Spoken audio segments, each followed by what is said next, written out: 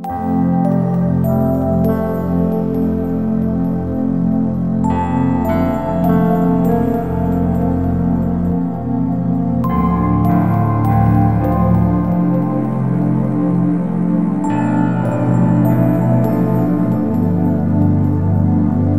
meyakini selama masa Tuhan mendorong kita untuk terus mendesak masuk dalam hadirat-Nya, Dia akan melepaskan pekerjaan firman dan roh secara lebih intens dalam kehidupan kita.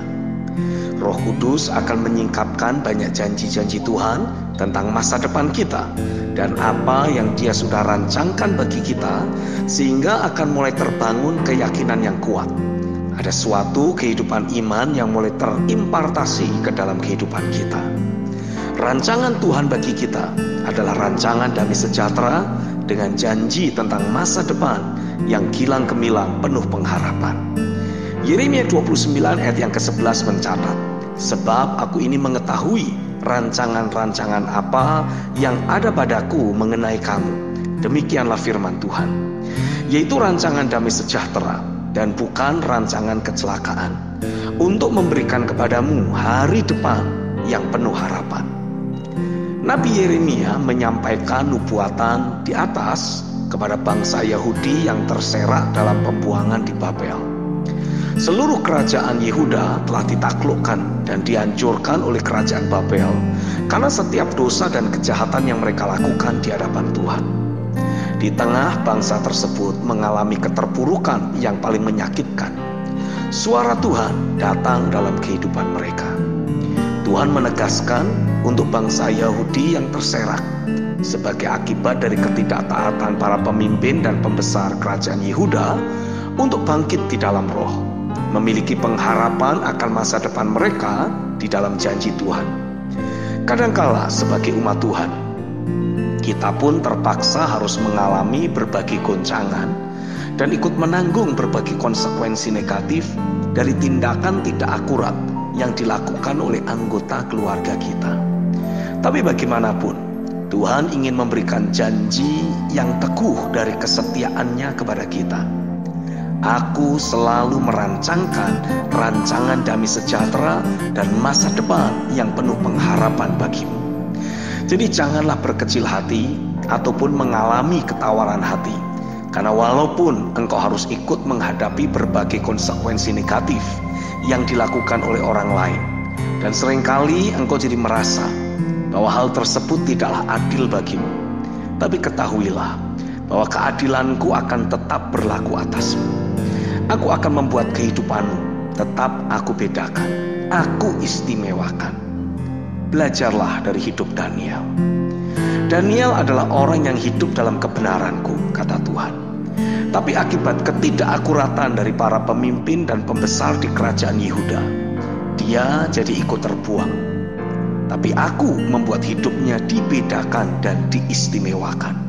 Tuhan berkata, di Babel, tanganku menuntun dirinya untuk masuk sebagai pembantu raja, dan di sanalah aku mengangkat, mempromosikan hidup Daniel untuk menjadi orang penting di kerajaan Babel.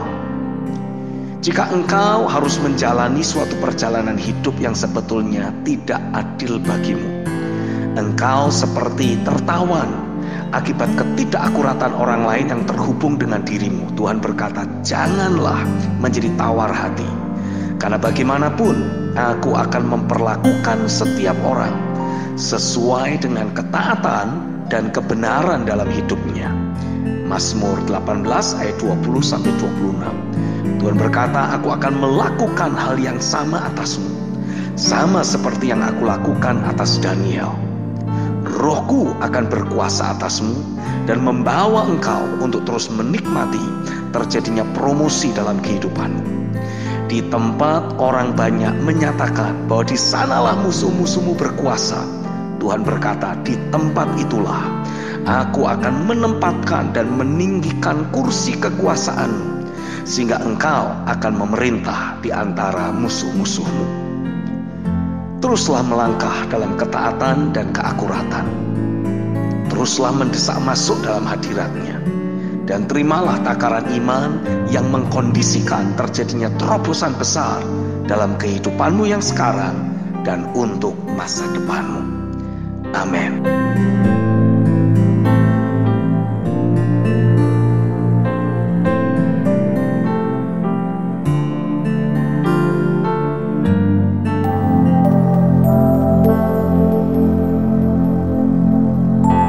Saya mendapati seringkali suara Tuhan yang datang dalam hidup kita jadi terhenti hanya menjadi suatu wacana atau informasi dalam pikiran kita belaka. Tidak terbangun menjadi suatu kehidupan iman yang mempengaruhi atau mengubah kehidupan sehari-hari kita. Padahal setiap firman yang datang dalam hidup kita harus kita responi secara sedemikian rupa hingga terbangun menjadi suatu takaran iman yang mempengaruhi kehidupan sehari-hari kita. Misalkan, saat janji Tuhan datang dalam hidup kita melalui ayat firman yang tercatat dalam Yeremia 29 ayat yang ke-11 berbunyi, "Sebab aku ini mengetahui rancangan-rancangan apa yang ada padaku mengenai kamu," demikianlah firman Tuhan, yaitu rancangan damai sejahtera dan bukan rancangan kecelakaan, untuk memberikan kepadamu hari depan yang penuh harapan. Maka harusnya kita mempergunakan janji Tuhan tersebut untuk membangun takaran iman dalam kehidupan kita.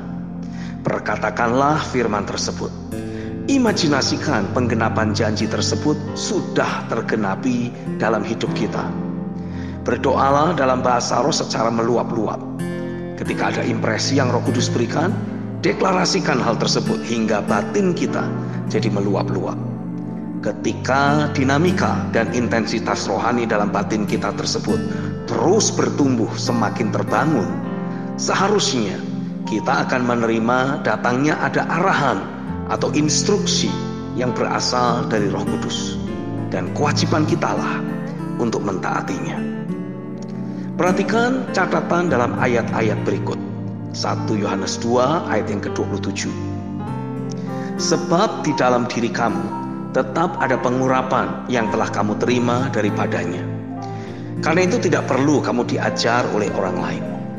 Tetapi sebagaimana pengurapannya mengajar kamu tentang segala sesuatu, dan pengajarannya itu benar, tidak dusta. Dan sebagaimana ia dahulu telah mengajar kamu, demikianlah hendaknya kamu tetap tinggal di dalam Dia."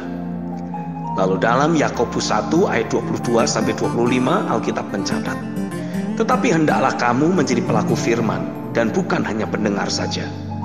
Sebab jika tidak demikian, kamu menipu diri sendiri. Sebab jika seorang hanya mendengar firman saja dan tidak melakukannya, ia adalah seumpama seorang yang sedang mengamat-amati mukanya yang sebenarnya di depan cermin. Baru saja ia memandang dirinya, ia sudah pergi atau ia segera lupa bagaimana rupanya. Tetapi barang siapa meneliti hukum yang sempurna, yaitu hukum yang memerdekakan orang, dan ia bertekun di dalamnya." Jadi bukan hanya mendengar untuk melupakannya, tapi sungguh-sungguh melakukannya, ia akan berbahagia oleh perbuatannya. Dalam kitab Yakobus 2 ayat yang ke-17 dan ayat yang ke-26, Alkitab mencatat, "Demikian juga halnya dengan iman. Jika iman itu tidak disertai perbuatan, maka iman itu pada hakikatnya adalah mati. Sebab seperti tubuh tanpa roh adalah mati, demikian jugalah iman tanpa perbuatan-perbuatan adalah mati." Inilah saatnya untuk kita menjadikan suara Tuhan yang datang dalam hidup kita menjadi material atau bahan baku untuk membangun dasar keyakinan atau takaran iman dalam hidup kita. Bukan sekedar menjadi suatu wacana atau informasi mental belaka, tapi betul-betul mempengaruhi pengambilan keputusan di dalam kehidupan sehari-hari kita. Orang yang hidup dalam takaran iman akan selalu memanifestasikan apa yang ia yakini tersebut dalam interaksi dan aktivitas hidup sehari-hari. Dengan suara Tuhan tentang Yeremia 29 ayat yang ke-11 terbangun menjadi suatu takaran iman, maka menjadi semakin tidak wajarlah untuk seseorang menjadi khawatir akan hidupnya. Teruslah membangun takaran iman dan menghidupinya dalam kehidupan sehari-hari. Yakini selalu bahwa terlepas dari apapun peristiwa buruk yang sedang terjadi di sekeliling hidup kita, Bapa tetap merancangkan rancangan yang penuh damai sejahtera dengan masa depan yang gilang gemilang, penuh pengharapan. Maka saya percaya ucapan syukur juga akan selalu mengalir keluar dari mulut kita. Amin.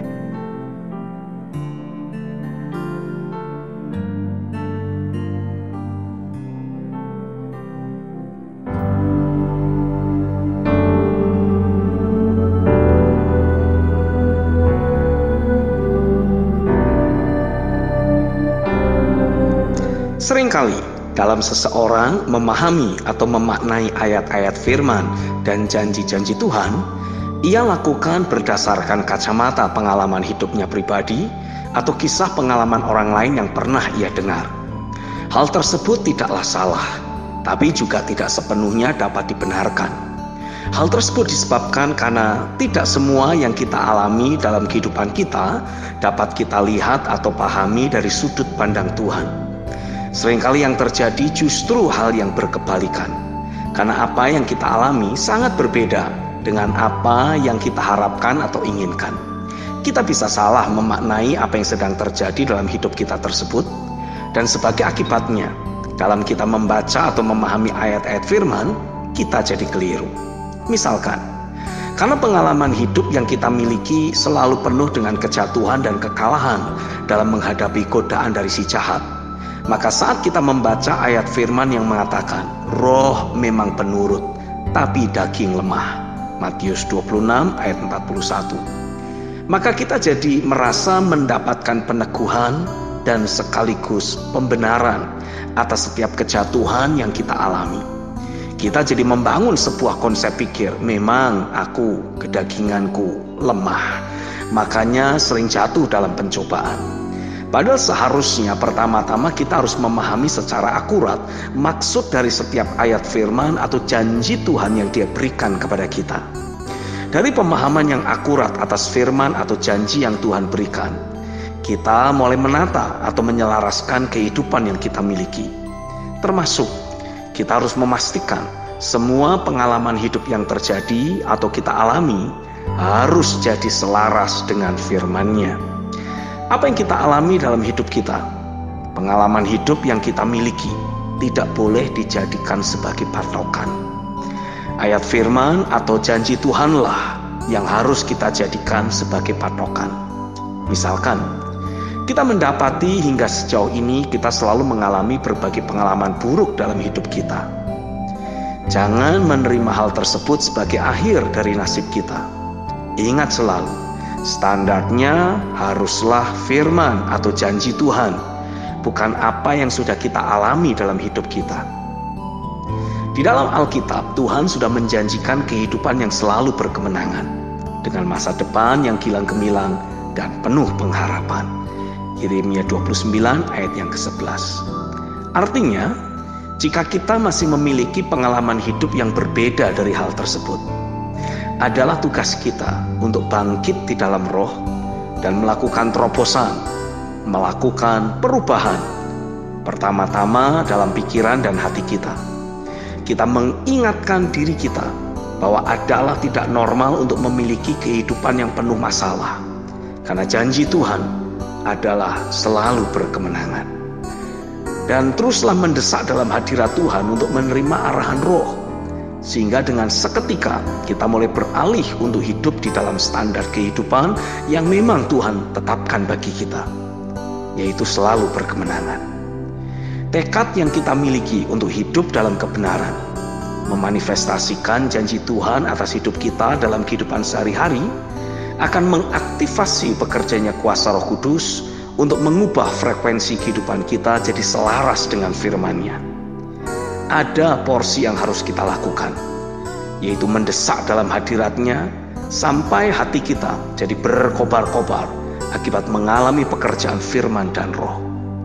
Dan ada porsi yang pasti akan dilakukan Roh Kudus di dalam hidup kita, yaitu membawa kita jadi terhubung dengan keberadaannya sebagai sumber segala sesuatu. Dari terjadinya keterhubungan dengan realita kealahan, terhubung dengan kehidupan Kristus, maka perjalanan hidup yang sejati sebagai seorang anak Allah barulah dimulai.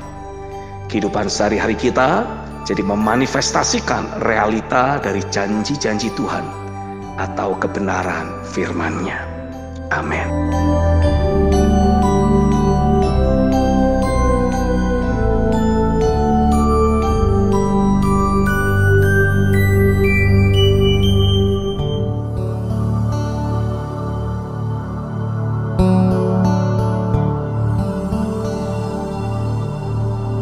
Roh Kudus terus mendengungkan kata fokus dalam batin saya. Kata tersebut saya bawa dalam doa pagi ini. Dan ada banyak firman yang bermunculan dari awal saya berdoa. Tapi ada satu gambaran yang Roh Kudus tunjukkan. Dan saya rasa gambaran itulah yang paling tepat dalam mengartikan kata fokus yang dimaksud olehnya. Gambarannya seperti ini. Ada pribadi yang mengendarai mobil sedang menuju ke suatu tempat. Dalam perjalanan tersebut, datang kabut menutupi jalan dan mobil. Pribadi itu tidak berfokus melihat kabut. Ia terus berusaha memperhatikan jalan yang ada. Lalu ia menyalakan lampu kabut yang kualitasnya sangat baik, sehingga cahaya itu sanggup menembus kabut yang ada dan membuat jarak pandang kembali terbuka untuk melihat. Setelah melewati kabut, selang beberapa menit datang berbagai asap berwarna hitam dari kendaraan lain yang menutupi jalan. Lalu pribadi itu hanya memastikan kaca kendaraan tertutup dengan rapat agar asap tidak masuk ke dalam mobil. Dan dia pun menginjak gas untuk menambah laju kendaraan agar dapat melewati asap itu maupun kendaraan-kendaraan yang lainnya. Pengendara itu terus melaju dan berfokus pada jalan dan tujuan yang ingin ia capai. Dari gambaran di atas, Roh Kudus menjelaskan, kabut dan asap itu adalah gambaran dari berbagai peristiwa yang sedang terjadi di sekeliling kita. Itu bukan isu utama yang harus diperbincangkan, apalagi dipikirkan, dan tidak perlu berupaya untuk disingkirkan pula. Kita harus terus berfokus memperhatikan apa yang Tuhan firmankan. Perhatikan jalan-jalan Tuhan. Lalu meningkatkan intensitas perenungan firman dan deklarasi firman sampai roh kita berkobar-kobar lebih besar dari hari ke hari.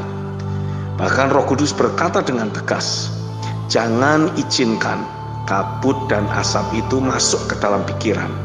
Renungkan saja suara Tuhan dan perkatakan hanya suara Tuhan. Jangan sibuk berusaha menyingkirkan asap dan kabut. Tangkap saja firman-Nya, masuk dalam rohnya, raih firman-Nya, kosokkan pada manusia batiniah kita. Renungkan dan deklarasikan sampai roh kita bergelora. Sibukkan dirimu dengan hal tersebut, bukan yang lainnya. Saya rasa perenungan ini merupakan peringatan dan teguran serta batasan yang Roh Kudus tegaskan agar kita tidak turun dari mobil dan sibuk menyingkirkan asap dan kabut. Adalah kehendak Roh Kudus untuk kita terus memperhatikan jalan-jalan Tuhan dan terus melaju menuju tempat yang Tuhan kehendaki. Dia sedang membentuk kita oleh pekerjaan roh dan firman untuk menjadi wakilnya, untuk merepresentasikan kepenuhan Kristus di atas bumi ini. Fokuslah pada hal tersebut. Dengan demikian, posisi rohani kita akan terus bertumbuh dan siap untuk memerintah atas setiap nama yang dapat disebut hanya dengan berkata-kata. Kuasa kedaulatan Tuhan dan otoritas kerajaan Allah akan nyata lewat diri kita. Fokus, maka kita akan mencapai tujuan yang Tuhan tetapkan. Amin. Saya Stephen Agustinus. God bless you. Mari dapatkan renungan harian Pastor Stephen Agustinus yang akan membangkitkan dan menyegarkan roh Anda dengan cara mengetik nama, kota, dan nomor WhatsApp Anda. Kirim ke nomor 0888 6132 106. Kami ulangi di 0888 6132 106. Tuhan itu nyata dan Dia masih terus bekerja.